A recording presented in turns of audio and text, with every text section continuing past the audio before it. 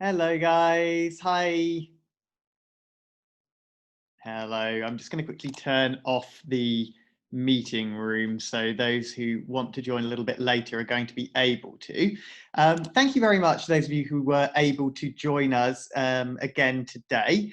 I think we are going to have a little bit of a smaller group. I had a few apologies emails coming in a little bit earlier today, but this is going to be recorded as with all the others. We'll send out a big email tomorrow with links to all of the recent recordings. We've not had time to put them all up just yet, but all the recent recordings that we've had will go up tomorrow and will be sent out to everyone to catch up.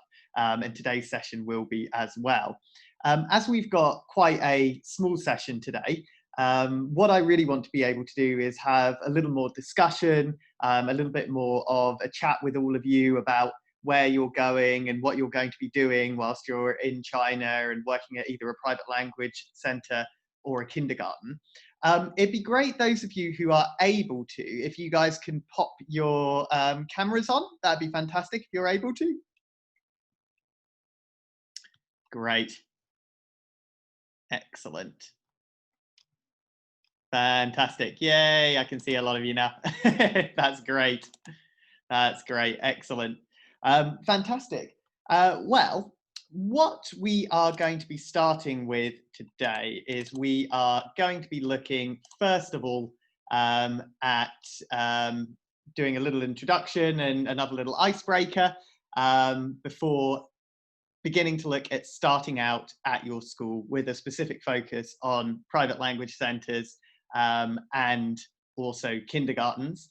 We'll be talking about the most common challenges in the classroom, and then we'll be speaking about parents and life outside the class as well.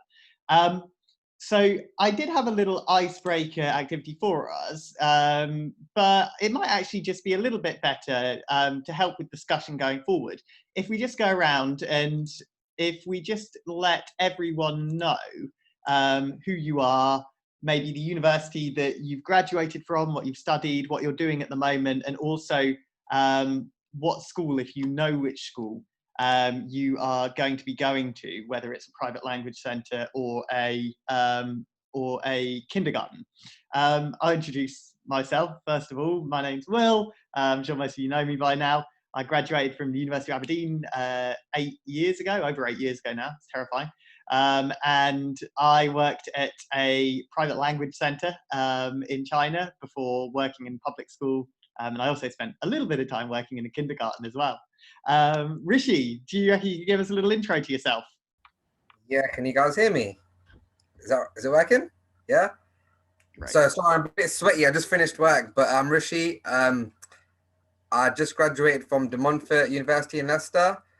I'm trying to go out there with my friend Musti, and we both want to go to a private language center in Shenzhen, but we're waiting to see what happens with that yet. Great, great, excellent. And Garrick? Yeah, so hi, I'm Garrick. I'm from the States, Pennsylvania. I just graduated college with a double major in political science and drama, and I've been wanting to expand my horizons and learn more about the world outside my very narrow borders here. So yeah, and I'm lined up with a private language center in Beijing, so I'm looking forward to that. Fantastic. Thanks a lot, Garrick. And Humi. Hi, my name's Humi. I recently graduated from Nottingham Trent University with a degree in criminology, and I'm hoping to go with one of my friends actually to a private language centre in Beijing called Huhai Education. So yeah. Fantastic. And Leanne.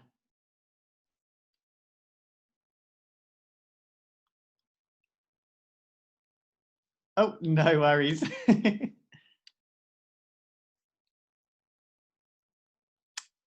Fantastic.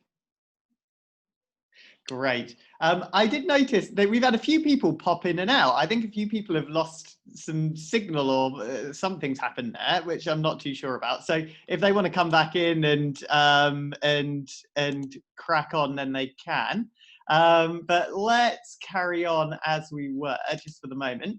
So let's talk about starting out at a private language centre, first of all. I think most of you here are going to private language centres. I did see a few people who popped in who were going to kindergartens. So we will crack on with that as well. It's really important when you're starting out to kind of mentally prepare yourself for what you're going to experience, what's going to happen when you get there, and the sort of environment that you are going to be in once you're there. In terms of starting out, in a very practical sense, you'll be introduced to your centre, introduced to your local area. You'll get to meet colleagues and management, staff that are all around. You'll be shown staff rooms, meeting rooms, classrooms.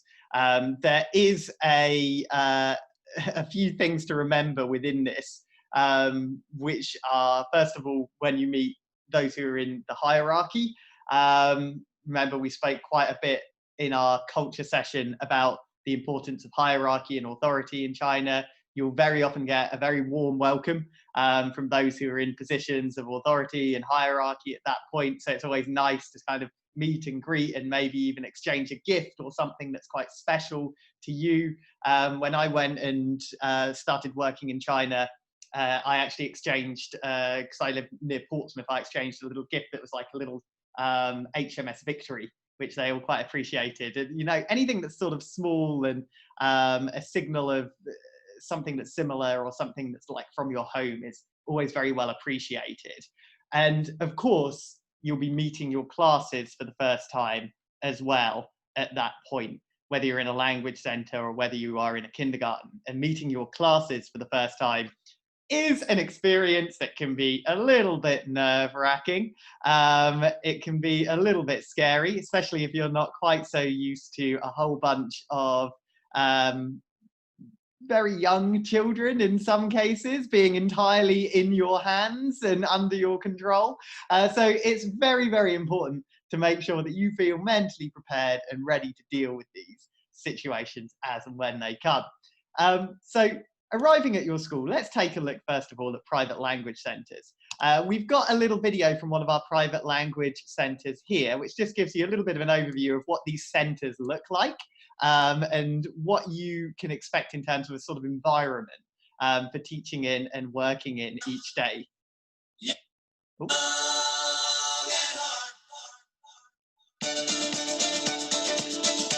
Oh. Sorry, let me quickly share the actual screen so it's not just playing music in my face. There we go. Here we go.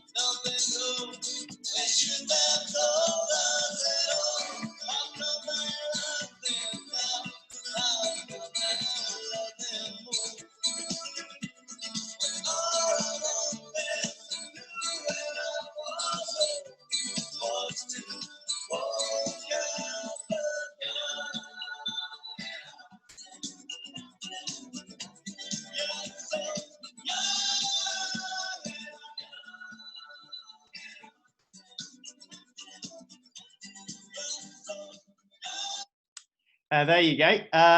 So all of these happy, clappy, energetic environments are pretty well commonplace in private language centres in China. They're very well equipped, very clean, and also very often you'll be given a snazzy little branded uniform that you'll be expected to wear. This is quite different to working in public schools and kindergartens, because private language centres are, of course, businesses in and of themselves and brands in and of themselves. So you're expected to adhere to the standards of the business in itself as well. But what that does mean is it does mean you get pretty cool uniforms. I always really liked my uniform that I had. It was like a kind of really smart red cardigan and a sort of stripy tie that I would wear. It looked really, really hilarious. Like I looked like such a goofball, but it was really, really, it was quite cool. It's sort of like, it really kind of fitted in with the sort of fun, high energy atmosphere that you get in these places. In terms of the environments in which you're going to be working for both kindergartens and private language centres, they're very modern, they're very new. If you're going to be working in a kindergarten, you might be surprised at just how large a kindergarten can actually be. Many kindergartens in China, especially those that we work with, those that are international kindergartens, can have student numbers of over 2,000 in each of their kindergartens, so around the size of a high school in the UK. And they are very much the size of high schools in the UK as well. Many are incredibly well equipped with all the latest technology and smart boards and things that you can use in your classrooms. And private language centres, likewise, are very well equipped as well. With private language centres, you actually tend to find them either on high streets or located inside malls themselves. They've got very bright, big entrances that attract lots of people in. They'll have a reception desk where all the Chinese admin and HR staff will sit and register all the kids. And then within a big meeting room, they'll have lots of play areas for the kids and all of your classrooms spread out along the side. With little windows so the parents can stick their nose in the window and have a look at what you're doing in your class. That's something to get ready for. In your first week, if you're working in a private language centre, don't be afraid if you see like a parent or a grandparent. Grandparents are the best for this. Just stood at the window like this. Don't worry, they're not really angry at you. They're just watching their children and being a little bit strict with it. And also what you'll find as well within waiting rooms in private language centres are big screens that have all of the classrooms on them and what's going on inside the classrooms as well. So the parents will all watch the class from the sort of monitor on the outside. They usually can't hear what's happening, but they can see what's happening. So they will, so when their kids come out, if they see their kid was behaving badly in your class, they'll tell the kid off usually. Both are very colourful and full of activity. They're very vibrant, lively atmospheres. Kindergartens are guarded by security guards who are essentially dressed like police officers, and they can seem a bit intimidating at the start, so you'll need ID cards to get in and out at the end of every single day. And as I say, language centres often have cameras that the parents are able to watch the classes on from the outside, which is something that is a little bit different for quite a few people. In terms of lunchtimes and meals within the environments in which you're going to be, this is quite different for kindergartens and private language centres. So in kindergartens, much like in public schools in China, there are big giant canteens and lunch halls where lunch and very often breakfast and dinner are prepared for students who are going to be there. And also for the teachers themselves, and these are usually free. This is a really good benefit of working in a kindergarten, an international kindergarten or a public school. You get like your 3 square meals for free most days. Unfortunately, in private language centres, you don't quite have the same privileges, but what you do get in private language centres is a very central location because you're either going to be on a main high street or in a mall.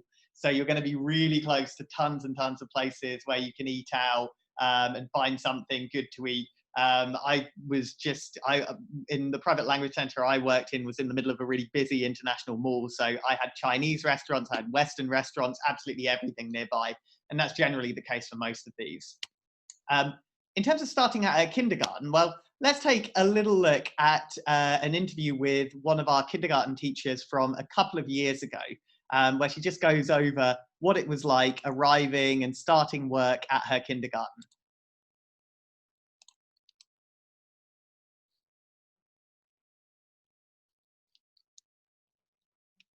Jenny Hoper. This is Nanhai International Kindergarten. It's in the city of Foshan. That is a couple of is a little bit of a drive away from the biggest city of Guangzhou. So it's in the south. It's near Hong Kong. It's a really good location. It's a nice weather. Yeah. When I arrived, I was picked up from the airport, which was really simple and easy. I was taken to see the kindergarten. I arrived at about this time, so I got to see morning exercise and flag raising as well, which was really nice to see. And I was given a tour of the kindergarten, taken to my apartment, which was only a 10-minute walk away. I was taken to get a few little like basic things like bedding and like kind of little things I needed for my apartment. I was taken for dinner in a local restaurant, which was really nice. I was kind of just shown around the local area a little bit and introduced to some of the other teachers, given like the briefing of when to arrive at school and to be on time and everything like that, and where to go for breakfast and everything like that. So yeah, that was my first day, and then the second day I arrived here and I was given another kind of tour of like the office, and I got to meet all the foreign teachers. And got to meet the principal, and then I was straight away observing other teachers in their lessons, which is really interesting. I think the first class I watched was a baby class, which was really nice because we just got to play with the babies, and that was really nice. And yeah, just we have lunch here, so I got to have lunch with the other foreign teachers. I got training straight away, which was really good to kind of get into the routine and know the schedule of the day and how like my responsibilities as a teacher. So yeah, that was my first couple of days. So my initial training was mostly just observing other classes. So like I said, I observed a baby class first, and I observed some KS classes, so they're 1 year older than babies. I observed a KM class, which is 1 year older than KS, and then I observed KB, which is the oldest year. So I got to see all of the different years, which is really good. And it was also really good because I got to see the different teaching styles and the different teachers. And in terms of more formal training, I had a few meetings with Sando and Edward, which is really good. They talked me through like the schedule of the day and my roles and responsibilities. And yeah, most of my training was kind of observing other people and then joining in as well. I think that's quite a good way to train, by actually doing it yourself. And then I got to lead a couple of lessons as well before I properly started teaching. So that was also a good way to kind of train myself. And we also get quite a lot of prep time, which is really nice. So I was able to look on the online network and see kind of what resources there are in terms of like games and songs and flashcards. So yeah, it was really good training. It's really amazing. It's kind of weird to get my head around how big it is, because where I'm from in England, I'm from Portsmouth, which is just a city of 200,000 people. So at home it seems big, but here I think there's 7 million people that live in Foshan, and like tall buildings everywhere. But it's a really nice, safe city, and that's what helps me settle in. I think that you feel really comfortable and safe. Everyone's really friendly. So I hear it's really nice that you get to eat out all the time, and that costs the same as cooking at home. So it's really nice. It's a really social environment. There's I think just always being busy, and because I say yes to kind of everything, like every plan there is, I always make sure I go along. You're just constantly meeting new people. It's nice to just come to a new city and not know anyone, to then gradually make new friends and find like your favourite restaurants and like your favourite places to go. It's all so exciting every day. So yeah, every day is different. So that's what I like the most, I think. Yeah, so I think the apartment's called Ying Ching Yuan, and they're about a 10-minute walk away, really easy. So yeah, I just leave the house at 7:30 in the morning, get here for 8:15. Lots of the teachers live there too, so we all walk together. My apartment is amazing. It's like the nicest place I've ever lived in. I get a really nice view of like, I'm on the 10th floor, and there's like 30 floors, but like I still get an amazing view. Have like a balcony. There's lots of gardens outside. There's a pool. There's loads of like little mini shops and restaurants nearby, so it's really easy just if you want to pop out something to eat. There's like a really nice noodle place, a sushi place. There's some bakeries. It's really nice. I'm really lucky, I think, with that apartment. But yeah, it's lovely. part. I was always really interested in teaching. I didn't do that as my degree. I did population geography, but through that degree, I kind of learned a lot about China. Things like the one-child policy and how it's now a two-child policy, things like that really interested me. And I know I want to work kind of like across countries and work abroad, and I've always wanted to work with children because I think that's the most rewarding thing that you can really do. And yeah, I think teaching is definitely an option because I am really enjoying it so far. And I think this would be a great stepping stone with any career, to be honest, because it just shows that you're brave enough and you're confident enough to move to another country and start a new life and a new job. And if you want to go into teaching, then this is a great way to start that. But also, if you want to do something different, it's still a great way to boost your confidence and become a more well-rounded person. So. Okay, and there's Lauren, who's teaching at one of kindergartens, international kindergartens in Foshan. She's actually still there. She's been there for a few years now, but that was her first experience actually getting there. Interestingly enough, she mentioned the flag raising ceremony at the kindergartens in all public and many private institutions in China. Every Monday, there'll be a flag raising ceremony where everyone will go outside into all the students and all the staff will file outside into the main courtyard, into the main playing area in the main grounds of the school, and we'll sing the national anthem and raise up the flag at 8 a.m. every single Monday. So that's something that's quite a special cultural experience. It's always good to try and learn the national anthem when you do that as well, if you want to ingratiate yourself among your colleagues. It's quite a fun one to learn, and it's quite a good thing to actually get in your head. When it comes to arriving and working at a kindergarten itself, entering the classroom is, of course, as I've mentioned, the most intimidating experience that you will have. Within a kindergarten, you are usually going to have between 20 to 30 students. And students vary, but the majority of ages that you have and that you'd be teaching at a kindergarten would be between the ages of 4 years old and 6 years old. However, in some kindergartens, you have what's called pre-K or babies classes, which is what Lauren was speaking about in her video. And the children there can sometimes be as young as 2. So that is terrifying as a thought. Some teachers love to teach those really young kids, where essentially they're doing daycare, but in English. I hate it. I can't stand it. I can't get anything out of it whatsoever. But there are lots of people who absolutely love it. But that can be really intimidating at first for those who are going into an experience like that with such tiny little babies that they're going to be teaching. And these kids barely know any Chinese and you're already teaching them English. Within kindergartens, there is a huge amount of energy that you need to keep up with these kids. Like I say, the majority of your classes are going to be children between the ages of 4 and 6. So you've got to do a lot of running around. You've got to do a lot of games-based activities and a lot of songs-based activities.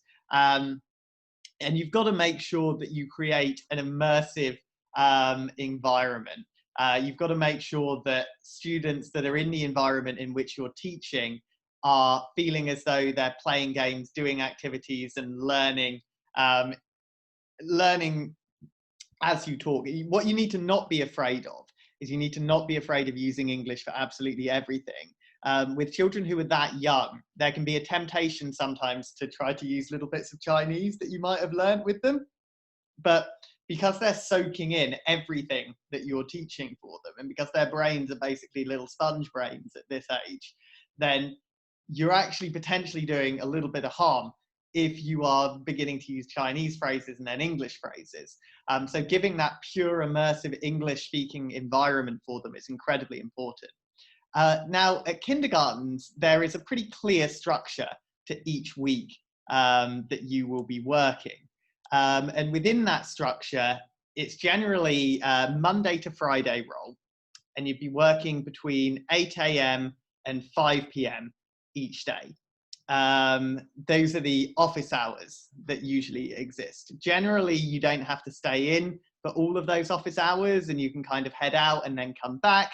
And a lot of the responsibility is divided between English teaching and what is called homeroom teaching. The big difference between English teaching and homeroom teaching is English teaching are your precise contracted hourly English lessons, those lessons that you need to plan for, those lessons that you need to work out what you're going to be doing and does it go along with the school's curriculum. Homeroom teaching is more playing with the kids, looking after them, making sure they're okay. When the Chinese teachers are teaching them, sort of going over to them and helping them hold their pen or their pencil or something like that. But the majority of it just involves kind of free play and things like that, and can be quite nice. And it's very good for those who are particularly keen on working with younger kids and really love to engage in activities like that. So starting out at a private language centre, this is quite different. So entering the classroom, you're going to have a much smaller size than a kindergarten and much smaller size than a public school. Generally between 1 and 14 students, usually towards the lower end of that. You're going to have a big modern setting. You're going to have a small modern setting with a smart board, interactive learning aids, lots of other items that you're going to need that are interactive that you'll receive as standard. And students within private language centres are generally between 3 and 12 years old. The majority are going to be mostly between 8 and 12 in that kind of region. You'll have some sometimes that go between 12 and 16, upwards of that, but the vast majority of students that you're going to have are going to be within that 3 to 12 bracket, and the majority within that bracket are going to be sort of between 7 and 12 or 6 and 12 themselves as well. It's important that you make sure you prepare yourself before all of your classes. You've got to familiarise yourself with the school's curriculum, have your classroom rules laid out clearly, and find out about individual students within your classes as well. So when it comes to familiarising yourself with the curriculum, this is quite important, because at private language centres, you're going to have very plug and play curriculums. These curriculums are going to be developed by your centre itself. And they're all essentially going to be on USBs and in textbooks. Everything is already done for you.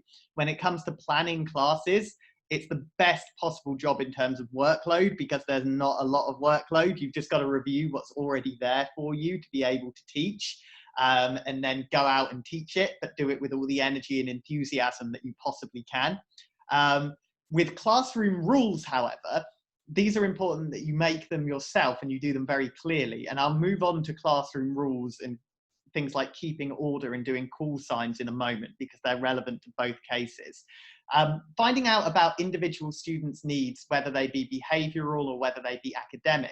The best way to go about doing this is by speaking with your colleagues, both Chinese and Western, to ensure that you know when there's going to be a kid that might be a bit of trouble for you. I certainly had a few kids in my time I was teaching that I really wish I'd asked my colleagues a little bit more about beforehand. But speaking with your colleagues beforehand about each of the classes that you're going to teach, about each of the students in those classes that you're going to teach, is a really good idea. Maybe even having a little notebook where you make notes about each of the students before you start each class, so you can know who to look out for, who's doing particularly well, who's particularly smart, who falls behind a little bit. So maybe you compare students up with each other. So those who do particularly well are sat next to those who struggle a little bit more. All of these things are going to be quite important. In terms of a structure of the week for a private language centre, the majority of you are going to be working between Wednesdays and Sundays. Some of you might have differentiated versions of that. Some might be, say, like Tuesday to Saturday, Thursday to Tuesday, or whatever, but the majority are going to be Wednesday to Sunday. Most private language centres usually have days off, or essentially their weekends for English classes on Mondays and Tuesdays. Weekdays are generally from around the early to mid-afternoon until the relatively early evening, usually around 8 p.m. And weekends are morning until late afternoon, usually from around 9 until 6 at least. Weekdays, schools won't finish often until at least 8 p.m, with young children still being in classes at that time. Office hours are usually between 35 to 40 office hours per week, but some are significantly less than that. Some have no office hours at all. Teaching hours are usually capped at an absolute maximum of 25 hours per week. And this will include your normal classes as well as catch-up classes for students who might have missed classes beforehand. And as well as that, they will include things like demo classes too. You'll very rarely hit that 25-hour limit, but sometimes you might, and that can be quite exhausting. In terms of pure teaching time that goes into roles, private language centres are the heaviest in terms of their workload for teaching time, but they are also their lightest in terms of workload required for lesson planning, workload required for doing extracurricular activities and things like that as well. So we've got another just short little video. I'll just play a little bit from this one of our graduate program participant from a couple of years ago, Dominic, who is teaching in Beijing. He just talks about his first couple of months teaching his private language centre there. So here I am in my classroom at Iowa, London. My classroom's called, which is fitting as I live not too far from London, back home in the UK. You can see, so I decorate my classroom. These are some prize rewards that I can offer to my older students. So I got my Nike SB top and my hats, and it's some of the work that my kids have done. Just had a class, I half attempted to clean the board, but sometimes you forget those things. So I came here with a friend, actually, from uni that I lived with for a few years, so I wasn't completely alone. I was living in Holland last year. I went back home for just under a week, and then we flew out here together. When we got here, after a long travel, our head teacher, Fred, met us at the airport, which was great because I wasn't expecting that. And it was really good that a group of us arrived together. So we already met a few of the teachers that would be our colleagues. Bear in mind, this was the middle of the night, and Fred was there smiling, happy to meet us. And after about an hour and a half drive here to where we lived, Fred took us up to our flats. I was the 29th floor up, so he took us all the way up to our flat and showed us around, tell us what was what, and explained what the living there is going to be like.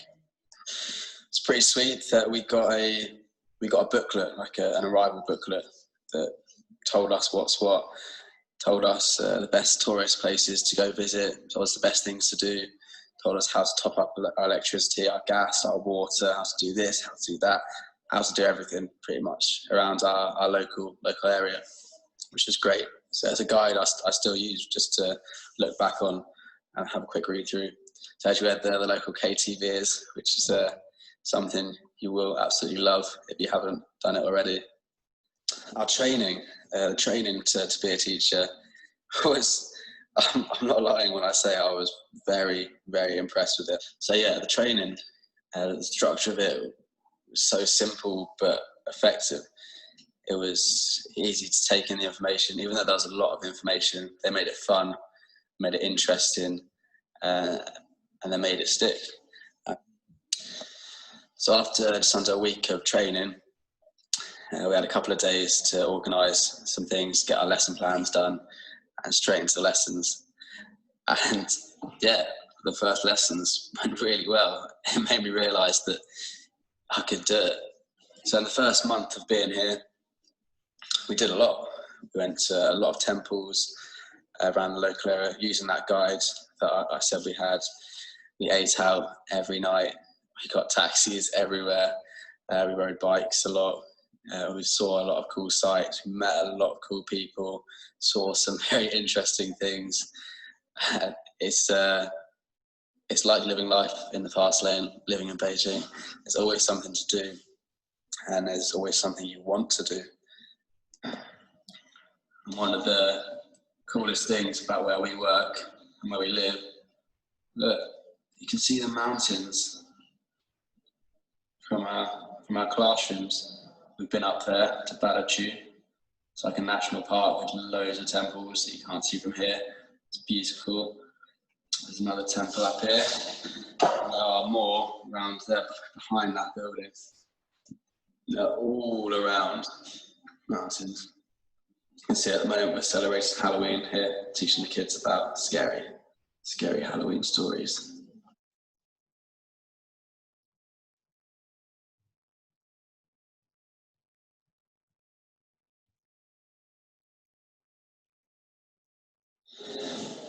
So I changed classrooms to do some more clips for the vid.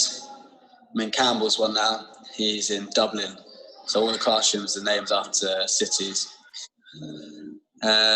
Support here is so good as well. We've got Summer and Tina, who are just incredible. Whatever you need, whatever worries you have a worry about your bank. Well, actually, yeah, before that, they helped us set up all of our bank accounts and all of our payment systems and explained all the rules to us. But if we ever have a problem, you just WeChat them, and they'll reply very quickly, and they're always there to help, and they always know what to do, which is great. It's nice to be able to have that safety. So also I should say that teaching here is crazy how it can change your mood dramatically. You come into the day maybe a bit worried. Sorry, someone was knocking at the door, but they're coming in. But yeah, I was saying how it's crazy how the classes can change your mood so dramatically. You come into the day maybe feeling a bit unprepared, but then you get in front of the kids and you teach a quality lesson, and you're just so happy after. It's mad. Living in China, honestly, incredible. But before you come to China, everyone you speak to has quite negative opinions about China. But when you get here, it's amazing. The people are actually really nice. They always want to help you. No matter how little or how big it is, they're always there to help, especially the teachers, the Chinese teachers that we work with are incredible. People are patient. People don't get angry at each other very quickly. On the roads might seem a bit manic, but it's almost like organised chaos. People beep their horns, but to tell you where they are, the real reason to use horns. We've got a great group of other teachers, other foreign teachers, that we all joined together. I think there was about 24 of us that joined at one time, and then there were 20 odd that were there before us. Some have been there for up to 3-4 years. Some of the supervisors and some of the higher dogs, head teachers, and people that have gone to open their other schools, been here for nearly 10 years maybe. But it's great to have all these people around you that have got their different experiences and different qualities so they can help you with. I should mention WeChat. WeChat, I don't understand why we don't have it in England. I don't know why we don't have it across Europe. I don't know why the whole world doesn't use it. It's incredible. It has everything.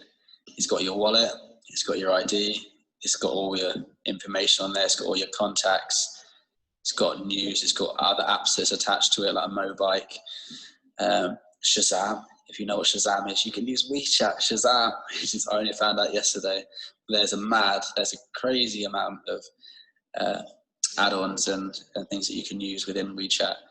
So it's like the ultimate app to have.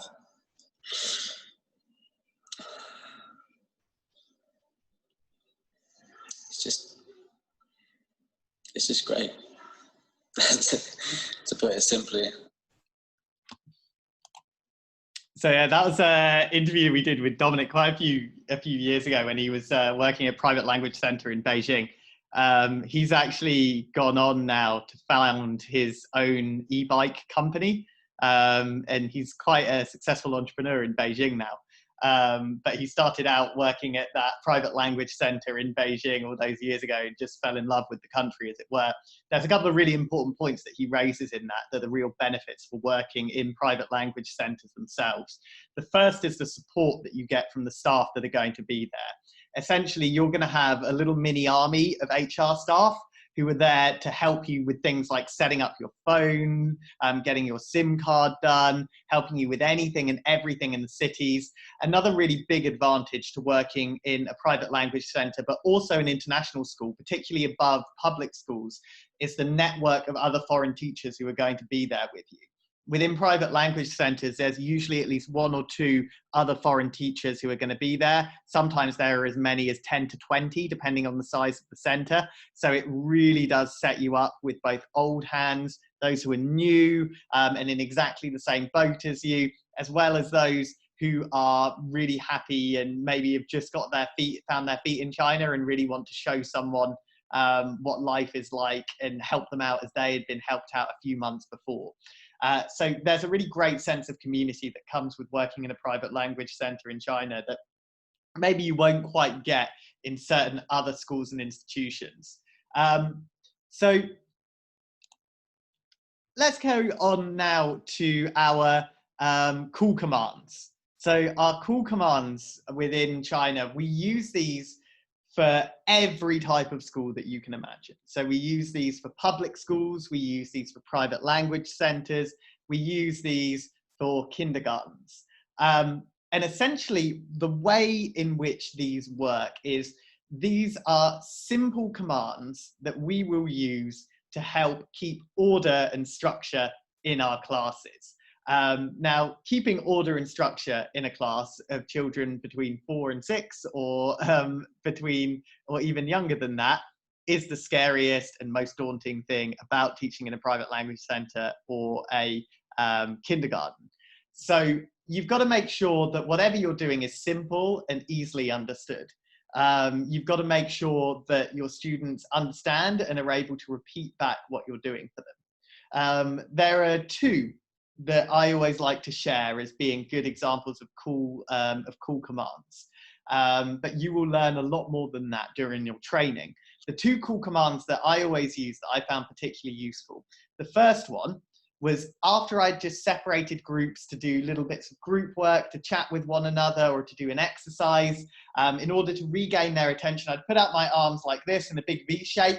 So it would go from left to right and cover absolutely all the students within my arms. And I'd say, magic me. And then the children would all have to say, look at me. And it's an absolutely wonderful, amazing experience to hear 30 little kids between the ages of 4 and 6 saying that and sitting up nice and straight whilst they do it as well. Now, the second was one that was a little more severe, and that was my counting down. So what I would do is I would explain to them first that when I get to 1, you need to be very quiet, okay? When I get to 1, you need to be very quiet. I'd count down 5, 4, 3, 2, 1, and a big serious face on. And if anyone was still talking, then they'd be in a little bit of trouble. And we're going to practice doing some of these call signs in just a moment. So let's take a look as well at our lesson structure. Within kindergartens, lesson structure is often a little more flexible. And very often lesson structure is actually discussed between yourselves and the Chinese teachers who you're going to be working alongside beforehand. Working within kindergartens, no worries. Working within kindergartens, your lesson structure is something that will be devised. It's not something that's necessarily going to be there for you all the time. So you'll work very closely with their Chinese English teachers to develop and work on the lessons that you're going to have. You'll likely have a curriculum that's going to be there for you, but you're going to want to use lots and lots of different props. You're going to want to use lots and lots of different songs, and you're going to want to have a quite simple structure to your lesson for children who are going to be that young. Mostly this is going to be song at the beginning, then activity, one activity, which is a review of the last activity that you did for the previous lesson, second activity, which is the new activity, and then a song and a treat at the end. Usually those 4 steps are the best ways of doing things for international kindergarten work. It's always important to make sure you speak more with experienced teachers so you can get to learn a little bit more. And remember that structure is absolutely vital to all of this. Within private language centres, as I mentioned a little bit earlier, there is more of that plug and play curriculum that exists, where most of the lesson plan has already actually been written out for you and you just need to obey it. But this in itself can be pretty tough. because you need to separate timings for it. So it's always a good idea that you set a little stopwatch on your phone or on something that you can see when you're teaching at a private language centre to make sure you are sticking to the time periods that are allocated for each section of the lesson that you're teaching. It's always a good idea to keep an eye on that and keep track of that whilst you're doing it. Otherwise, it can feel like it's a little bit too easy to get carried away with talking for too long or taking too long to finish a lesson itself. Well, now what we're going to do is we're going to practice some of those cool commands that I was saying earlier. So I'd just like everyone to unmute their microphones, if you can. Fantastic. And I'll start us off, and then we'll go around, and then we'll have a little go at practicing some of our cool commands. So our first cool command is our magic V cool command. So use this whether you're teaching a class of 30 kindergarten kids or a class of 4 kids in a private language centre. First of all, what you need to do is you need to explain it in a simple way to them. So your explanation needs to be as short and simple. Try to use things like my turn, your turn to explain. My turn, touching your own chest, using your body language to show that it's you. Your turn, being very expressive and focusing it and forcing it outwards to make sure they know it's them. So what I would do, for instance, with this is I might explain it saying, okay, I'm going to make a big V with my arms. Do you see my big V going out there?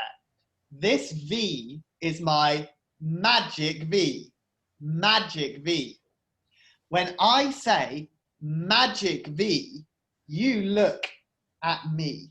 You look all the way at me and you say, look at me. And you sit up nice and straight like this. So when I say magic V, you say, look at me. We try again. Magic V, look at me. Sitting up nice and straight, your eyes at me. Okay? And then we'll sort of explain it and then practice it with them. So let's see. How about we have,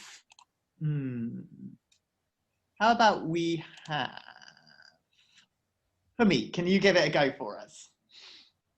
Yeah, sure. What did you want me to repeat that?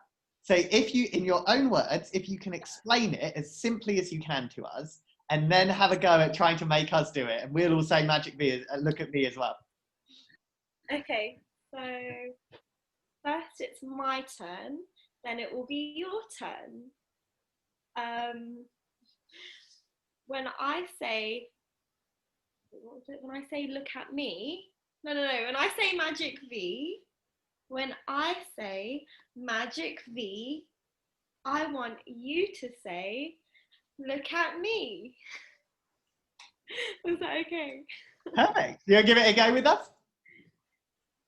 Okay, when I say look at me. No, when I say sorry, when I say magic V, I want you to say look at me. Good. And remember, what we want them to do is we want to explain that they need to sit up straight and look at me as well. I want you to sit up straight and look at me. When I say magic V, you sit up straight and say, look at me. Cool. Excellent. Do you want to try it with us? Magic V? Magic V. Look at me. At me. Very good. Awesome. Excellent. Yeah, really good. And what you need to remember to do is practice this loads of times with them and keep doing it with them, because they're not all going to get it the first time, especially if they're very little. So it needs to be something that's kind of drilled into them, that you practice throughout the whole lesson itself, if you like. And you can really make use of it in that way. Great, fantastic. Millie, do you want to have a go at it for us? Okay. So,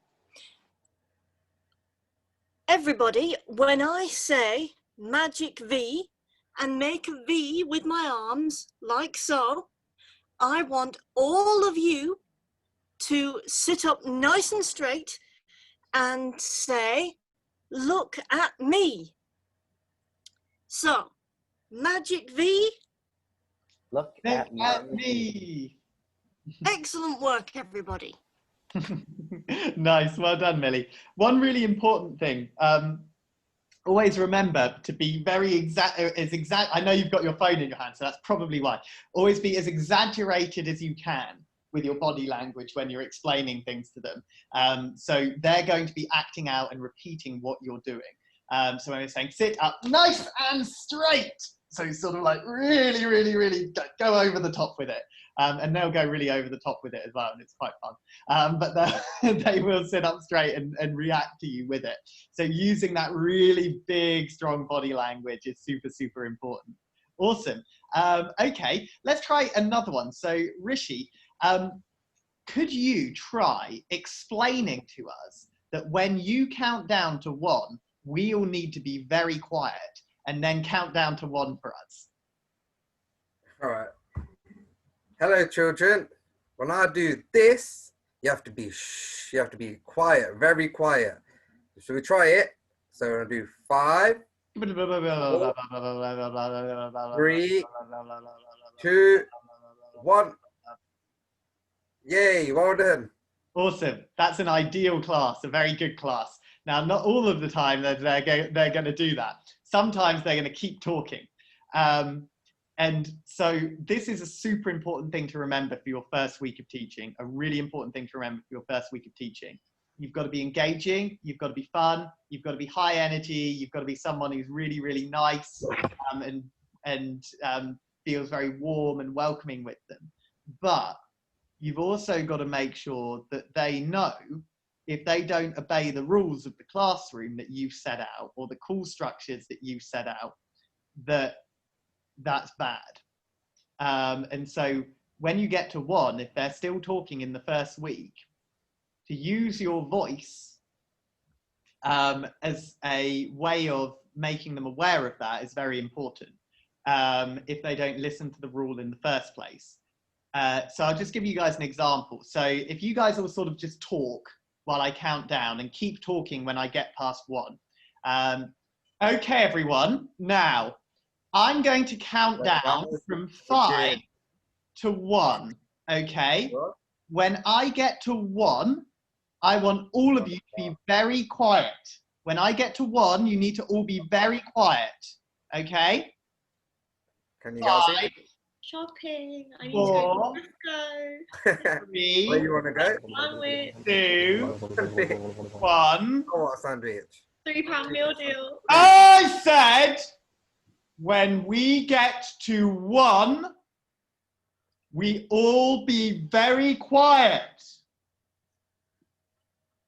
Do we understand?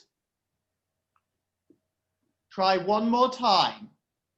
5, 4, 3, 2, 1. Now, doing that for the first time with a bunch of kids who are really little can feel like, oh no, I don't want to do that. I want them all to like me. It's my first week as a teacher. What if they all hate me after doing that? Trust me, that's what I did when I first got there. And I spent about 2 years trying to reclaw my way back into being a figure of authority for them. So it's better to exercise things like an authoritative, loud voice and the discipline and expectation in them during your first week that you're going to be with them. You know, be fun, be friendly, be clear. But if they don't obey what you're saying, use your voice. Your voice is a lot louder than theirs can potentially be in order to express that they have done something wrong. And using that very quickly and early on is the most effective method for that. Okay, great. Can we please have, Leanne, I know yours doesn't work. Kaylee, is yours working? Can you give that a go for us, explaining and counting down from 5?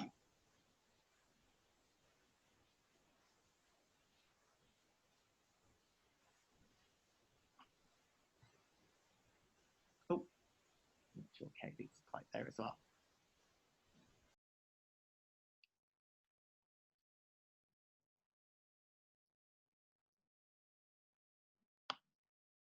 Maybe not. Okay, Garrick, can you give that a go for us, please? Can you give us a explanation and a countdown from 5? All right. Okay, everybody.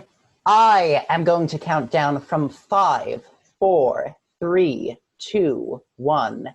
And when I get to 1, you all need to be very quiet and listen to me. Okay? You need to be very quiet and listen to me. All right, let's give that a go. 5, 4, 3, 2, 1. I said when I count down from 5, 4, 3, 2, 1, and when I get to 1, you all need to be very quiet. Do you understand? Okay, let's try that again. 5, 4, 3, 2, 1. Very good. Very good. Nice. Excellent. Good job. Good job. Okay, fantastic. Great. Excellent. Well, let's give ourselves a little 5-minute break. If we come back at 4 o'clock, or at whatever the time is for you in 5 minutes, Garrick, then we and then we shall reconvene and go on to the next bit. So feel free to mute yourselves, pop your camera off just for the moment. We'll head back at 4.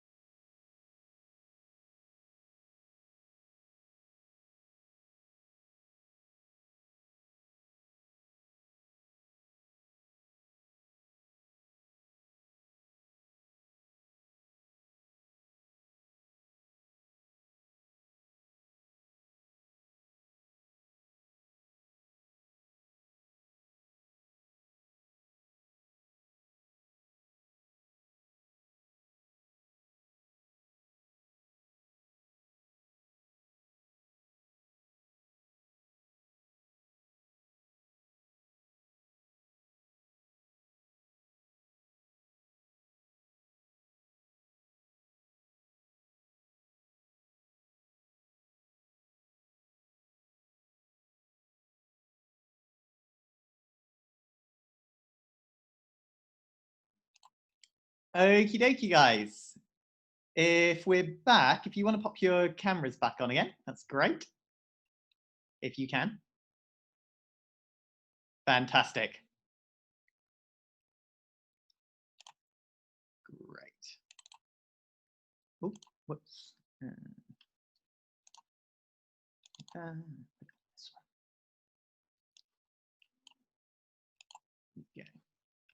Great. Now, when you are starting out at your private language center or at your kindergarten, it's very important that you make sure you put in the effort to make friends and get off on the right foot with your colleagues, be they Chinese or be they other foreign teachers.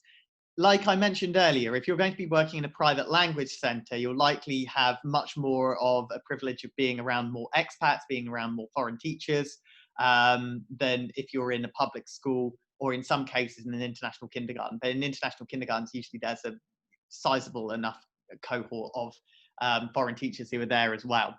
The Chinese colleagues that you're going to have are going to be incredibly welcoming, very friendly to you. Like I mentioned, it's a really good idea to get off on the right foot for it. And as I mentioned earlier, bringing little gifts that are maybe symbolic or have something to do with where you're from is a really nice touch to make when you first arrive in China, and something that will really help ingratiate yourself among your colleagues and among your friends who are there. Remember the concepts of face, the concept of mianzi, showing respect to senior members of staff, to head teachers, to those who are in more positions of authority, and particularly to cleaning ladies. The cleaning ladies are the ones who really run the place. A popular term of affection for the ladies who will be cleaning is ai. So it's always good if your room is getting cleaned, if you say like thank you to her, xie xie ai, xie xie ai. Always have a big nice smile on your face with them. When speaking with bosses and figures of authority, you're probably going to have a lot more meetings in international kindergartens and in private language centers than in public schools. Remember when you're within these meetings, not to ever undermine anything that anyone is saying, particularly those who are figures of authority. Remember the trick to always doing this, which is, that's a great idea, but could we also think about this? Or could we also do this? Even if it's an idea you completely disagree with, it's a great idea, but could we possibly do this that will completely change the idea and make it a completely different thing, even though it's a great idea, possibly make it even better. So remember, phrasing things in this very diplomatic way, in this very friendly way, is super important in China. A confrontational attitude is something that will never, ever, ever, ever, ever, ever work. Although in the UK, certainly when people work in offices in the UK, we have confrontational meeting styles all the time where we might say, I'm not sure about that idea, or I don't know about that idea, maybe it has this fault or this fault. In China, it's usually, that's a great idea, but here's how we can make it even better all the time, even if making it even better includes completely disregarding their idea. So always thinking about how we're phrasing things, about how we're communicating, particularly with figures of authority. As well, in private language centers and in international kindergartens, you're going to have the opportunity to meet with a lot of other foreign teachers, some of whom might have been working there for a very long time. Within your first couple of weeks, you're going to have your initial training, where there's going to be a lot of class observation, and where you're also going to be usually guided by foreign teachers in terms of how the curriculum works and what you need to teach. Don't just leave it at the first couple of weeks that you observe classes and speak with them about this. Make sure that you ask if you have a free period, if you can go in and watch more classes. Always learn from those who have more experience and from those who you feel you can work with. Foreign teachers in China are so open and so friendly and so welcoming for you to come and watch their classes and watch their lessons. There's the odd one who, will be a bit funny about it. But 99.999% of those will say, yeah, please come on in and watch my class. Or if you have a question about a particular book or part of curriculum, then asking them about it and seeing if they can help you with that, again, is something that they really won't have any problems doing. So never feel self-conscious about approaching other foreign teachers for help.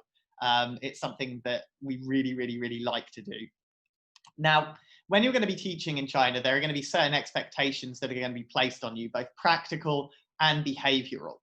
And a lot of these expectations are going to be a little bit different to full class size teaching, because your class sizes are going to be really quite different. In terms of practical teaching, you've got to think about how you are going to be teaching the set curriculum that you're going to have at a private language centre. Teaching a Western developed curriculum, making sure that you have everything prepared, making sure that you're aware of how the curriculum works, making sure that you've revised exactly how it works, and that you've had enough experience in observing classes beforehand as well. Teaching a set Western developed curriculum is a lot easier in many ways than coming up from scratch with your own ideas on the basis of review sessions from previous Chinese lessons. Slides and worksheets are generally provided on demand. You'll have them all in your centre, and you can use your free periods to go over them, take a look at them, and try and teach yourself exactly how best to do this.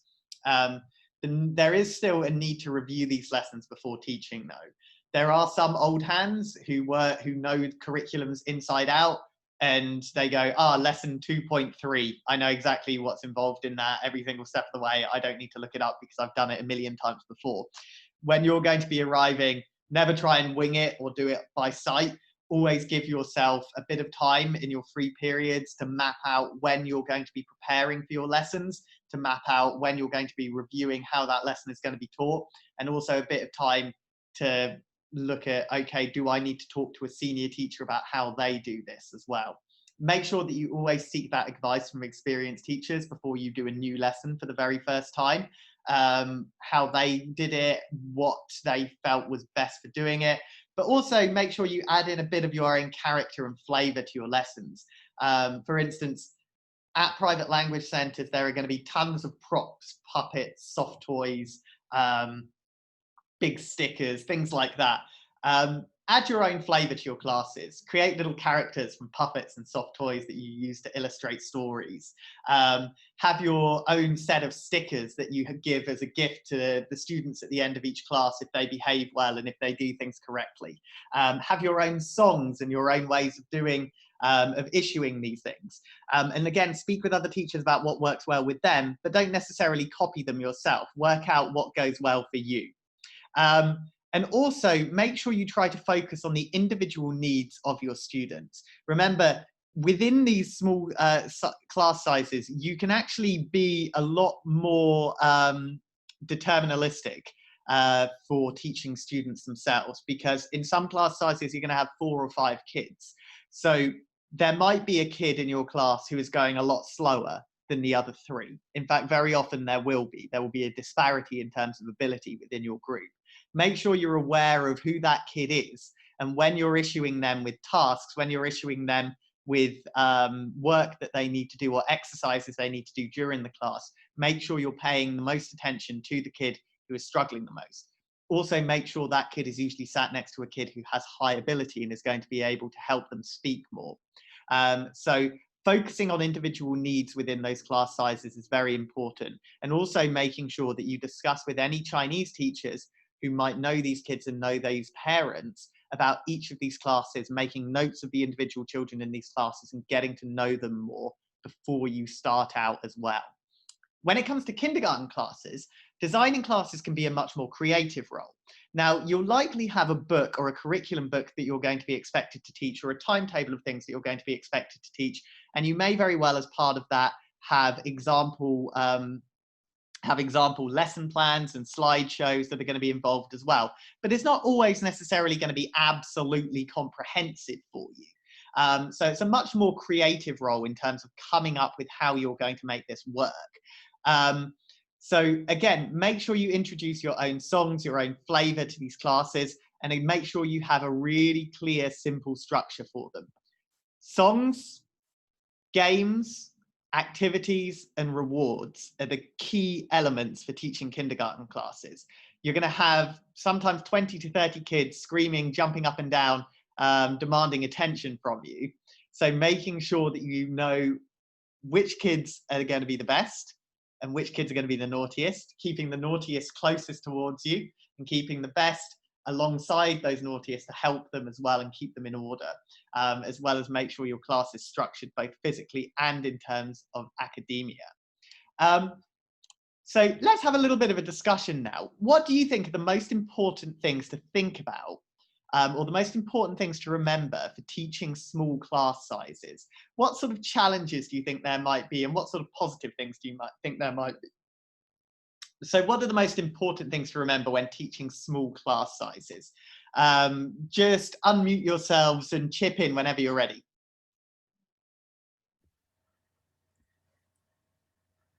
What did you say? Sorry, what's the most difficult thing about teaching him? It can be difficult. It can be something that you think is important to remember. It can be something that you think is actually a little bit easier. That's a good thing. So what do you think are some of the key elements of teaching small class sizes that might be different to teaching much larger ones? Well, a beneficial point is that because it's so small, they're more likely to actually take the information in, as opposed to if you teach like a class of 20, there'll be some kids that might be in the back messing around, whereas if you've got a class size of 4, your whole attention is on the 4, so you can focus on them as a group as well as individually. Yep. No, absolutely. Yeah. Can anyone think of any sort of challenges that there might be with a small group? Any challenges that you might get?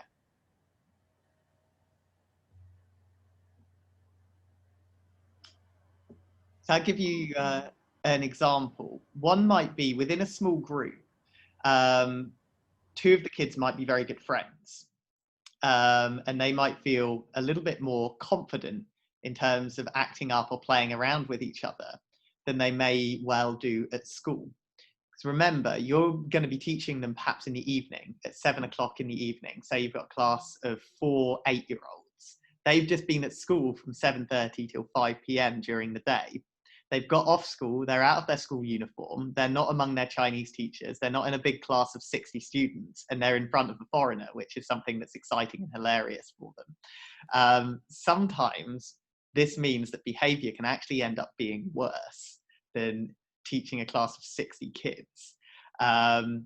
So making sure that you maintain the same level of discipline and maintain the same level of professional distance from kids can actually be a really tricky thing, because it can feel a lot easier to be more friendly, more like their friend when it's a small class. And because you're in a more discursive environment, that can be tricky. So remembering in the first week or the first 2 weeks that you have to really ensure that these kids know the call signs and they know the rules of the classes. It's super easy to let that slip, and it's a lot easier to let it slip than working in a big public school where you need to do it. Within this, it's a little bit more insidious. It's a little bit more, it can kind of creep up on you a little bit more, working with smaller class sizes. Can anyone else think of anything with a small class size that you think might be quite unique or different to teaching a large class size, whether it's a positive or a negative? I think it will be easier to set individual targets. Mm. It would be in a large class. This time in a smaller class, you could actually give individualized targets and personal goals for each child so that they actually learn English.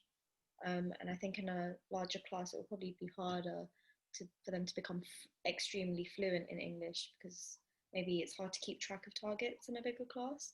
Also, you'd be able to remember names easier probably in a smaller group, so you could build like a stronger rapport with each student in a smaller size.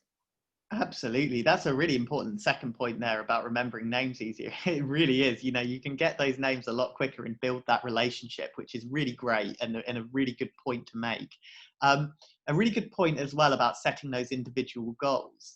How might you look to set individual goals in a class where maybe there is such a big disparity between the weakest child and the strongest child in a class of 4, but they're still moving at the same pace?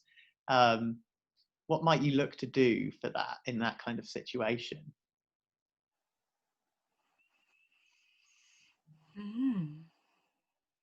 Anyone got any ideas?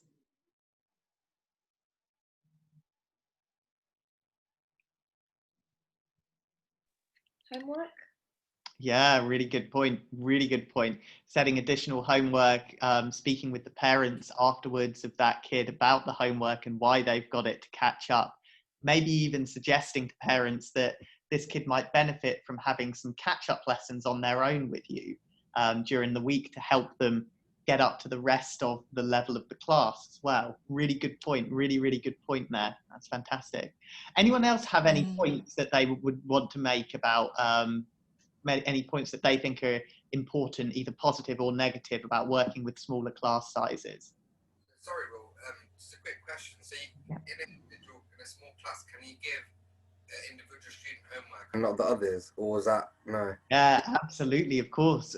So this is a really good thing. This is a really, really good point that Humi made with this, because when you've got these smaller class sizes, you can focus more on the individual needs. So you can see a child who's falling more behind, and you also have the time to actually speak with their parents as well on an individual basis to say, this is why I'm setting them this piece of work, and I'd like them to do this because they're falling behind just a little bit compared to the other kids. So you absolutely can. It's one of the luxuries of working in with small class sizes as opposed to a public school, where you're not necessarily going to have the time or the resources or the ability to be able to get these kids to catch up more. Within this context, you can do that. And you can also suggest that they attend additional classes as well to help them. Okay, sweet. And I suppose in a smaller class where you have a better track on what the abilities of each child is, you're in a much better position to help the ones that are better help the ones that are struggling. Absolutely, Millie. That's totally correct. You are going to be in a much better position to be able to kind of foster and culture these relationships between the kids themselves. You can spend more time on that. So you, for instance, have reading partners where when children are, say, reading a book in your lessons, part of the curriculum, have the stronger child pointing to the words or the letters or the other child is reading and saying, okay, you're going to help her. You're going to help her with her reading. So I want you to track along. And if she makes a mistake when she's reading, I want you to help her pronounce the word correctly, or I want you to help her explain what it means if she doesn't know. I want you to be like a teaching assistant for me in this context. And you can do that, and then you can also swap that round. So the kid that's less good is doing that as well. But it's a little bit of an easier job for them, but they can also feel like they are good, like they have a sense of worth because they're being the teaching assistant now. Even though they're maybe not correcting, the kid that has a higher ability than them, they'll be feeling like they're on the same level as that kid, which instills confidence in them and helps them want to learn a lot better. So doing things like partnering up kids like that in terms of ability is a really, really important thing to do. It can, and it's more beneficial than having, say, a very large class size where you need to keep the lower ability kids closer to you and pay more attention to them because there's more of them, you've got them in a clump. Within this, like you say, Millie, you can get them to almost police themselves a little bit easier. Yeah. Excellent. Well, let's move on and chat a little bit about common challenges in the classroom. So common challenges in the classroom. The biggest one is, of course, disruption.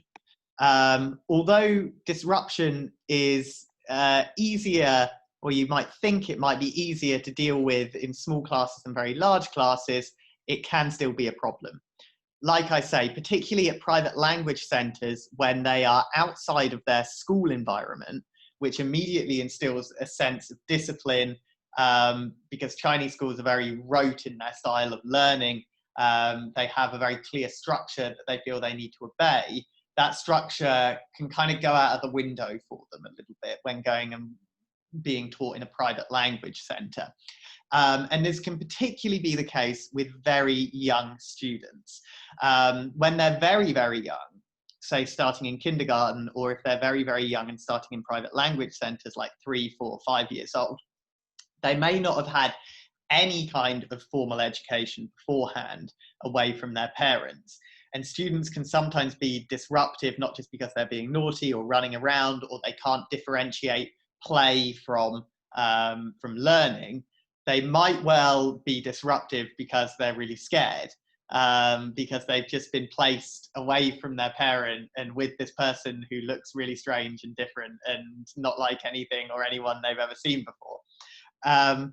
So what you've got to always remember is you've got to remember things like your call signs, making it very clear and very simple. But you've also got to remember, if you've got very young children in your class, to move at their pace. So if you have a plug and play curriculum that you're teaching your students, it can be quite tempting to check through it, to go, introduction, okay, here's this introduction, let's do it all together. None of the kids understand it or do the song correctly or know what the hell's going on, but you're like, plug and play curriculum, there's that bit done. Second bit, activity 1. Okay, 10 minutes for activity 1, let's do activity 1.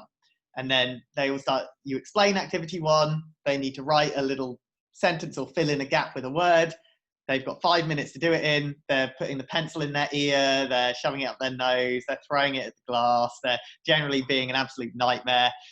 You walk around every single child and essentially force a pencil into their hand, and then end up sort of just getting them to write it, or if they can't write it, it's like, right, okay, move on, next bit of the lesson, part 3, because I need to complete this entire lesson in this period of time because it's a plug and play curriculum. No, don't do that. I know it sounds like it is a stupid thing to do when I'm saying it, but when you're in the situation and in the class, it is so easily done.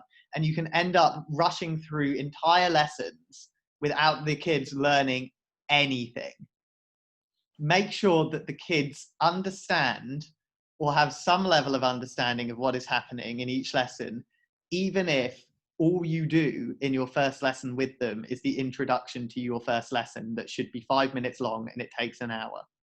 You know, make it fun for them, try to help them understand, and try not to get frustrated in this situation. So say if you've got a little song that they need to sing or they need to learn, play the song for them a few times and then let them practice it. And, you know, when you feel like they have learned something, it doesn't need to be all of it, but they have got something out of this, then move on. And then you can review it in the next lesson. But if a child in each activity is clearly not understanding from start to finish what the activity even is, don't feel the compulsion to rush through it because you've got this set of lessons that you need to do one after the other and that are prepared for you. You can go back and revisit it. You can chop up your lesson plans and your ideas and do them separately each time. Don't feel the pressure to feel as though you need to get all of that lesson plan done in 40 minutes. That really honestly is the most important thing. Go at the pace of the children, make sure they're learning well. The parents will understand, the other teachers will understand as well. In China, because everything moves so fast, everything is such a rush, you might feel a bit of pressure, a bit of compulsion to have to do it that way. Don't give in to that. Make sure you move at the pace that's going to be right for the kids in your class. You've got to look as well at individual student needs. What's called differentiated learning is very important when you've got small class sizes, because as you guys have already said, one of the benefits of working with a small class size is you can practice differentiated learning, where you get to know about individual needs and requirements of individual students. It can be difficult in private language centres at times, because there are going to be kids who are going to be friends with each other. There are going to be kids who are going to be, who might not get on with each other, but their parents are friends with each other, so they want their kids to be in the same class. There are going to be kids who, again, the parents are all friends with each other, but one of the kids just doesn't understand anything at all and sits there blankly while you talk, and the other 3 kids are all excellent, but you can't move that other kid out of the way.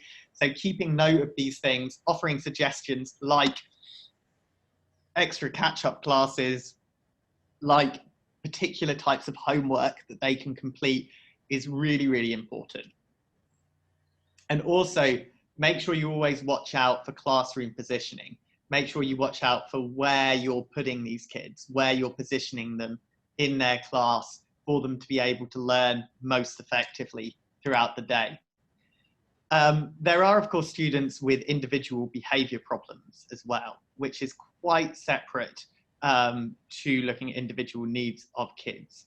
There are going to be kids who are going to be naughty. There are going to be kids who are going to have ADHD. There are going to be kids who are going to have autism. There are going to be kids who are going to have all kinds of different behavioural issues. Now, in China, things like mental health and behavior, although they are improving, is nowhere near the level of being recognised as it is in the UK. So it's not uncommon to have children who will have undiagnosed conditions that affect their learning or affect their behaviour within your classes. Of course, the parents are the ones who are paying, and they have to remain in your classes. So it's a fact of life that these kids will be in your classes. But discussing these things openly with parents and ensuring that these kids are positioned closely to you and within your orbit of authority is very important. Very often, Chinese teachers at the public schools will put these kids at the back if they have behavioral issues or learning issues. You don't want to do that. You know, there's a bit of a kind of Darwinian attitude sometimes in education in China, which isn't always the best thing. You've got to make sure that they're going to be towards you, that they're going to have the best ability to be able to learn. The best way to prepare yourself for engaging with these students is to speak with Chinese colleagues who work with these kids, who know these kids' parents, and to find out about these individual needs beforehand. Now, I've said this a couple of times before, but again, keep logbooks, not just for the parents, but for yourself, on students' behaviour, on profiles of what they're going to be like, and on levels of improvement that they've made throughout their time working with you as well. Keeping these relationships with colleagues as well as with students in China on a sensible level is super, super important. Now, another big challenge for working in private language centres and kindergartens in China is short notice demands. This is very part and parcel of life in China. Things change like that, and you've got to be ready and prepared for it, especially within private language centres where parents are paying premiums to the centres for their kids to get lessons. They don't want to lose out on this, and it's a bit of a buyer's market. If a parent wants a lesson, then the parent will very often get that lesson, even if the teacher who usually teaches that class is away sick or off sick. You may very well be called in to cover a lesson at quite short notice. Don't worry about feeling underprepared for these lessons. Don't worry about the pressure that you feel for it. It sounds very simple, but I always say, give it your best shot. If you're called in to do a lesson at very short notice, try to speak as, you know, you might have just 15 to 20 minutes notice before the lesson is about to start to prepare this lesson for a class that you've never done before. Get the books ready, get the basic outline ready, look through it as quickly as you can, speak with the get a Chinese teacher to come in and be your TA for that lesson as well, to help you out with behavior whilst you go through it. Make sure you're as prepared as you can be in that short space of time. But I always suggest give it a go, unless it is completely unfair or completely unjustified in terms of a situation that you're called in to do something at the last minute. Say, for instance, if you have been given a series of 3 lessons where you've been given 5 minutes notice to do it on the same day, you know, at that point you might say, this is a bit ridiculous. I don't know if I'm going to be able to do this. But always give it your best shot. It'll really, really, really improve relations with those who are going to be around you, and it'll help you out as well with getting sorted with these kinds of classes themselves. You know, it doesn't need to be perfect, but in China there's a saying, it's a very simple saying, which I've been told a lot, which is just do it. Doesn't matter if it's going to be crap, just give it a try when you've got something that's at short notice. What you can prepare for are your main lessons or your main classes. Just think of it as you doing a favour for things like this, but it's a favour that I really would recommend doing.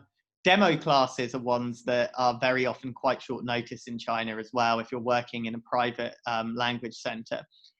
Demo lessons are usually 20 to 30 minute short snippet lessons, and you will be taught how to do these, and you will kind of have them in your bag. They're like a template lesson. You don't need to prepare a particular individualized lesson for each one. You'll usually have demo lessons according to ability for beginner, intermediate, and advanced. You'll be trained on doing these demo lessons, and you'll have them in your head, ready to do them and able to do them throughout your time working in China.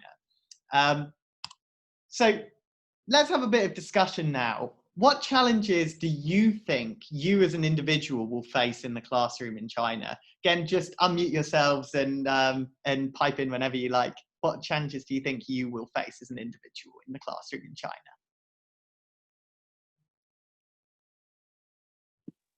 Did you say like the culture of China, the challenges that we'd face in China?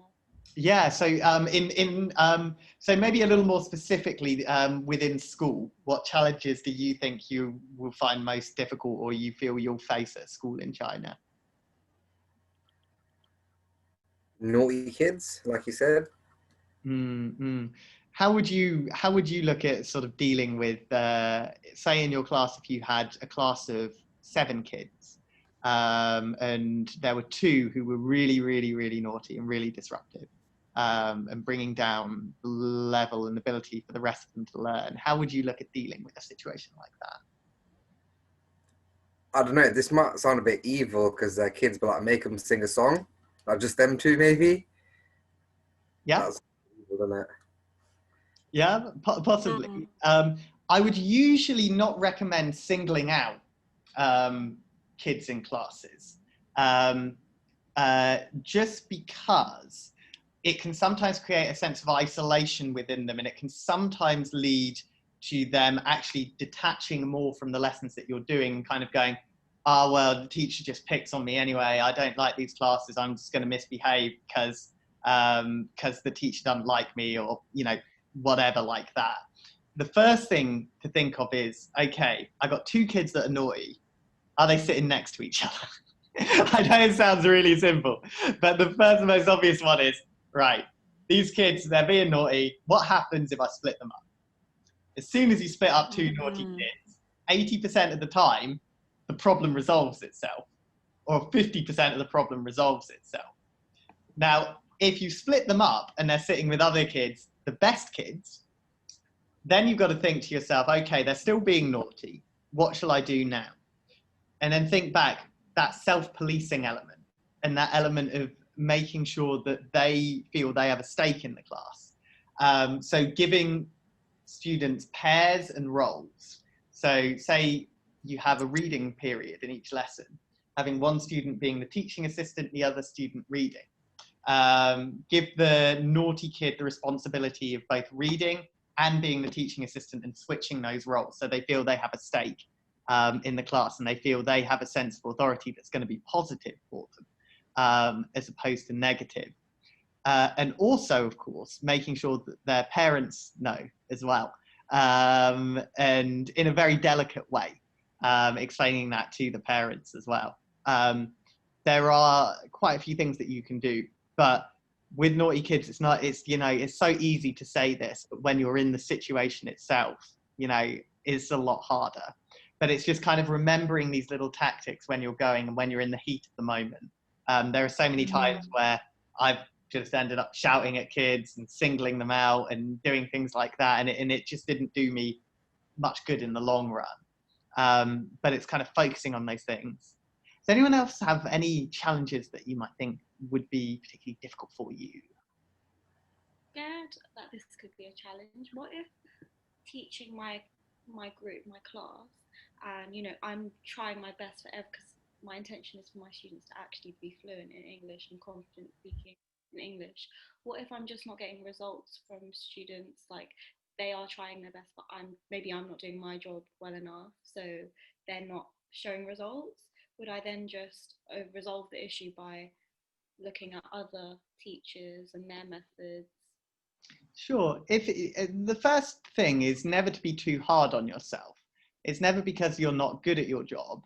It's very often because you're just new to things. If you feel that, there are things that you're struggling with when it comes to learning. And again, as we were speaking about earlier, observing classes and speaking with senior teachers is often the best way to go. I usually recommend speaking with other foreign teachers for these problems, because sometimes the way in which Chinese will educate themselves can be quite different, and it's not always conducive for us as adults to learn from, because we already have an idea in our head of how we should best develop and how we should best train.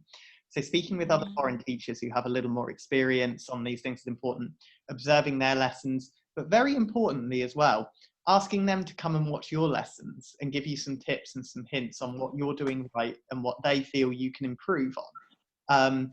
This was really useful for me in my first few months when I was really struggling with the class.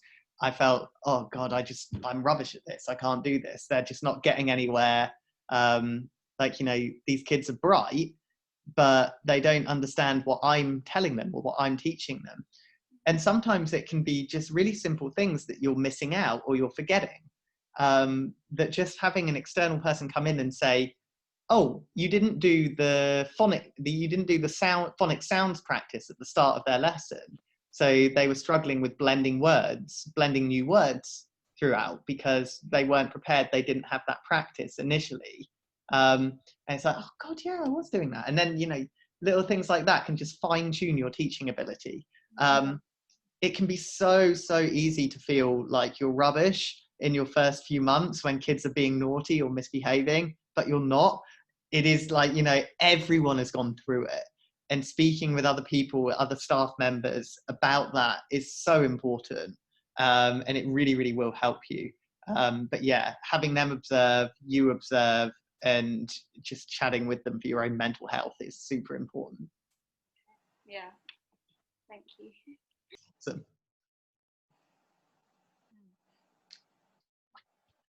Garrick, what challenges do you think you might have working?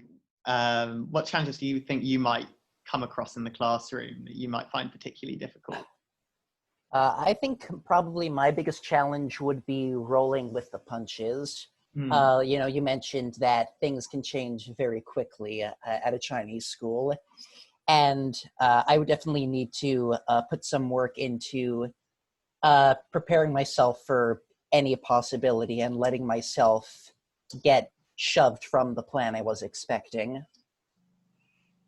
Absolutely. That's a really good point, Garrick. Yeah. Being mentally prepared for things like that is super important, and being ready to be flexible, being ready to break from a routine that you might have.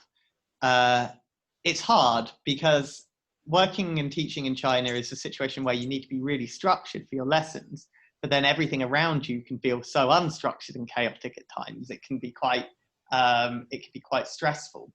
The most important things to remember are to have your demo lessons learned really well in your head, so you know what you're doing, and to also have an idea of the structure of a lesson done really well in your head as well for when you're covering lessons. Because remember, all these lessons will take roughly the same structure, they'll just have different content.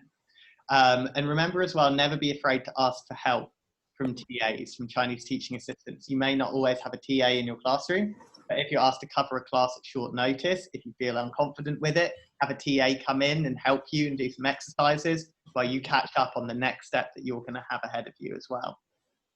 Millie, how about yourself? Do you have any challenges that you might be concerned about?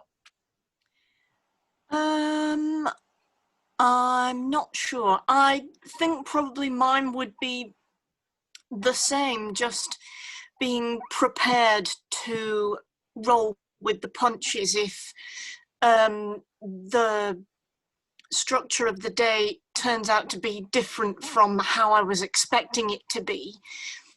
And also to deal with trying to communicate with parents as well, and trying to keep them up to date with where their children are at when I might not know them so well and not be as familiar with Chinese. For sure. No, absolutely. Yeah. We'll go on to chat a little more about parents in a moment. But if you guys want to take 5 minutes, again, if you want to pop microphones, cameras off for 5 minutes, we'll just take a little break and then start back up again at 4:45. Fantastic. Cool.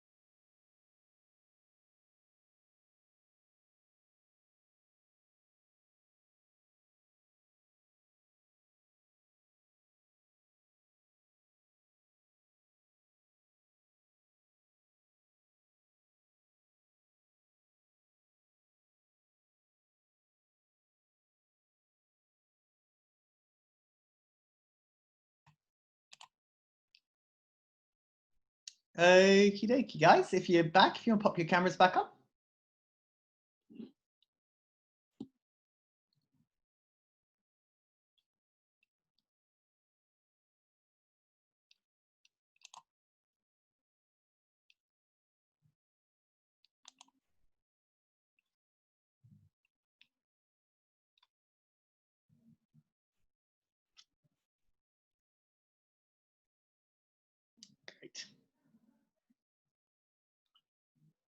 couple of secs.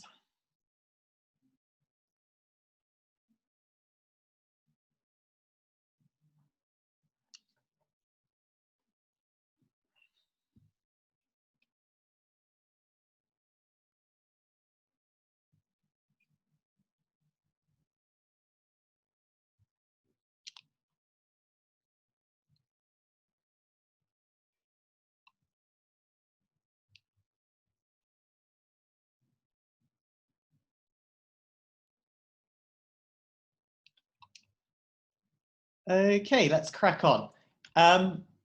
So, when you are going to be teaching at private language centres, and to some extent as well at international kindergartens, there is one factor that you are going to have, which is going to be different to teaching at a public school, one additional little bit of work that you're going to be expected to complete, which is going to be dealing with parents. Now, aside from working with students who, aside from working with students and going into a class of 20 to 30 children, this is the second most intimidating part of a job of working in a private language centre or an international kindergarten in China. Parents in China tend to have very high expectations of their children and tend to be very keen on their children to be able to have the ability to learn and learn quickly. You may find that there is somewhat less tolerance from parents to their children of bad behaviour or of perceived bad behaviour. And you may also sometimes find that parents will maybe dismiss certain things that you're saying as being, yeah, no, my kid's really lazy, or my kid's really bad, my kid's not good at that. And dealing with these kinds of things is a little bit tricky, to be completely honest with you. When you're speaking with parents in China, you'll be engaging with them through a translator. Usually if you have small class sizes, generally you may end up speaking with each of the parents after each class that you have, where you give them feedback on what the child did, what they did well, what they didn't do quite so well. When giving feedback to the parents, it's very important to remember some of those core cultural concepts. So thinking if a kid was particularly bad and the parents are sort of all crowded around you and you're talking to them each individually, maybe go to the parent whose kid was naughtiest the last, so the other parents have packed up and gone away and they don't have to hear that conversation, or maybe asking if you can take them to one side at the end and just have a little bit more of a chat about their kid as well at this point. Now, there's a very good point earlier that was raised about the idea of setting kids homework or suggesting additional lessons for certain kids who are maybe falling behind. Again, this is a really good opportunity for something that you can do when you're speaking with parents in China. Make sure you take them to one side, make sure you have maybe a little bit of a longer conversation with the parents of the kids who aren't doing quite so well, and explain exactly what they're doing wrong and exactly what they might need help with in order to better improve their standard, in order to better improve their ability. Try not to be too expressively angry when there's a kid who is very, very naughty in your class. That can be really hard. There are so many times I've spoken with parents, I've been really cross with a kid. I wanted and I was saying they were very bad in that lesson. Because the parent ends up just punishing them really, really, really hard. And then the kid hates you even more because they see you as being responsible for them being punished really badly by their parent or their grandparent. Explaining that their child was being disruptive, but not doing it in a way that indicates that you're very angry, because when you're very angry, the parent will feel very embarrassed and will usually punish the child much harder, and it will have a really bad cyclical effect where the child will then blame you and then become worse in your classes. Although it can feel tempting to do so at first, it's usually not a very good idea. So keeping your cool when you're speaking with parents if the kid has been particularly naughty. Now, in some cases, you may have children who are really far behind in their ability from the rest of the class. and you feel that it would be beneficial for them to move classes. Many classes the parents don't know each other in, but some classes they might be friends with each other, and so they might all want their kids to remain in the same class as each other. So suggesting either catch-up lessons, or in the first instance suggesting, it might be better if this child moves to another group. But again, discussing these things with parents in private. This is a really good opportunity for you to be able to exercise some level of control, or try to attain some level of control over how your classes flow and how they work, and how you can best set your pieces in order to achieve what you want. Because at the end of the day, the parents are king. If they don't want to move their kid, even though their kid isn't learning, then they won't move their kid. So you've got to strike up these good relationships with them. You've got to make sure that you explain things in the right way. You've got to make sure that things are done sensitively, and things are done correctly and prudently. Now, outside of classes, outside of your lessons themselves, you'll of course be expected to plan your lessons well. You're going to have little mini staff rooms where foreign teachers will sit, where you'll get to discuss and come up with new ideas. You'll also have big boxes full of all kinds of props and equipment that you can use for your classes. Some centres and kindergartens will have flexible office hours or no required office hours, where you'll be able to essentially go out and kind of take big long lunches or do as you please during your off period. Some of you might actually live above your place of work if you're working at a language centre, or even at some international kindergarten, so you can go home for a little bit. But remember throughout all of this as well, that you will have certain privileges that many Chinese staff won't have. So always kind of think about, have I done everything I can do? Are there any areas that I can help out in that will be beneficial for my colleagues as well? And also, many training centres will expect you to engage in things like marketing and promotional activities. Now, with marketing and promotional activities, these can range from many different areas, because kindergartens and private language centres are both private businesses. They want to attract as many new students to you as possible, to your school as possible. And one of the key selling points of prestige that exists in China is having a foreign teacher at your school or at your kindergarten. So sometimes you might find yourself doing things like live lessons in big malls and public places where you have a microphone in the middle of some really busy place and you're teaching kids how to do things and they're all sort of piling towards you. This can be super scary at first. So again, asking for help from colleagues that you have,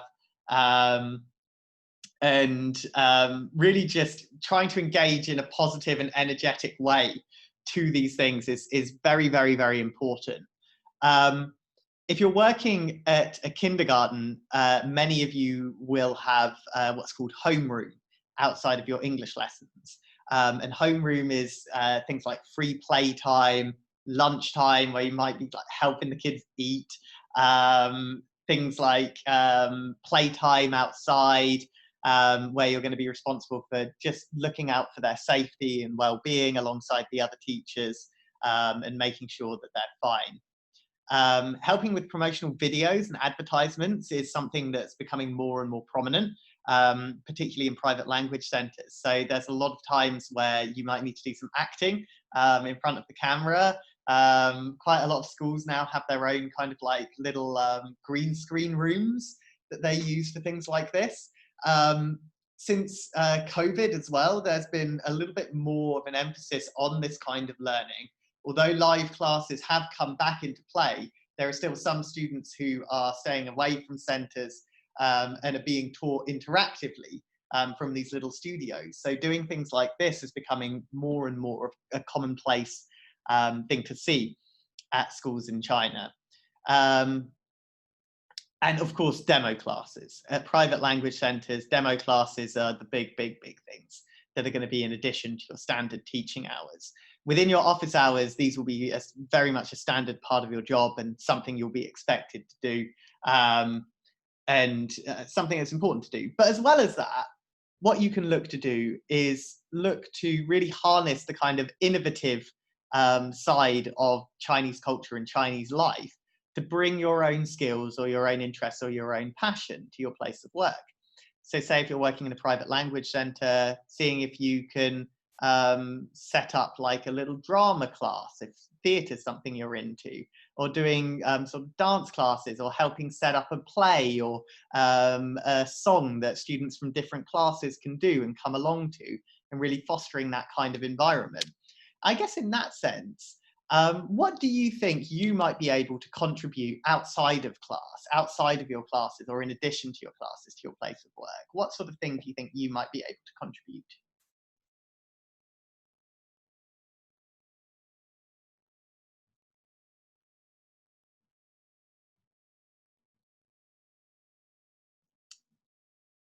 Again, anyone who wants to jump in?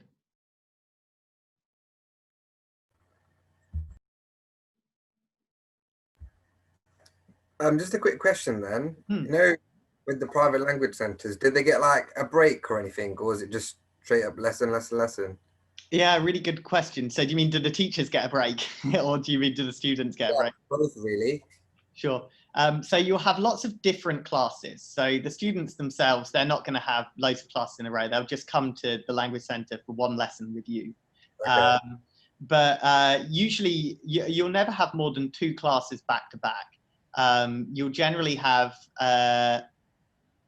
so a full day would be 2 classes back to back, then 15-minute break, 2 classes back to back, then like an hour lunch, then maybe 2 classes back to back, and then you're done. Or they might be spread out much wider than that. In fact, more often they will be spread out. So you'll have a class, then an hour or 2 hours, like then another class, then an hour, and then another class, and then a couple of hours. Saturday and Sunday, you're going to be way busier. Saturday and Sunday is when you have the back-to-back classes. But during the weekday ones, very often you'll find you'll have these big, long gaps. So that's the time both to plan your lessons that are going to be ahead of you for the week on the weekdays, but also to plan lessons for your Saturday and Sunday, because Saturday and Sunday, you won't have any time. You know, it's going to be work, recover, work, recover, work. Whereas the office hours for the weekdays, you're going to have a lot more time to actually go about planning things more. All right, sweet. Awesome. I guess actually that probably lead us quite nicely onto any final questions that anyone actually has, or, you know, if we can just do a little Q&A over everything today just before we wrap up. So does anyone have any final questions?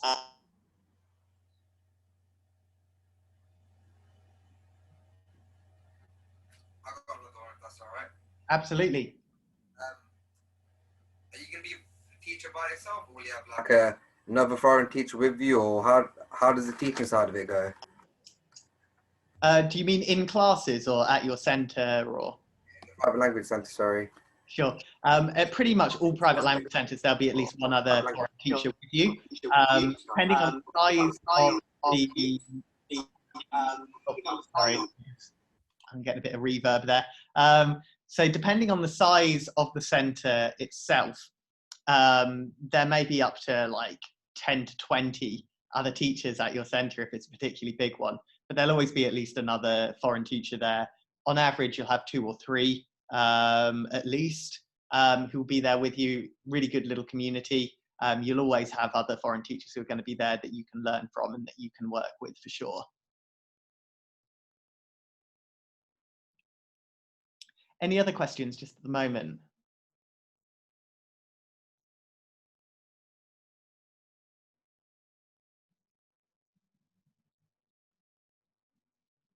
Yeah, okay, excellent. Well, thank you guys very much for joining us again. I'll send out an email tomorrow with all the links to all of our sessions that we've had over the last week, as well as this one.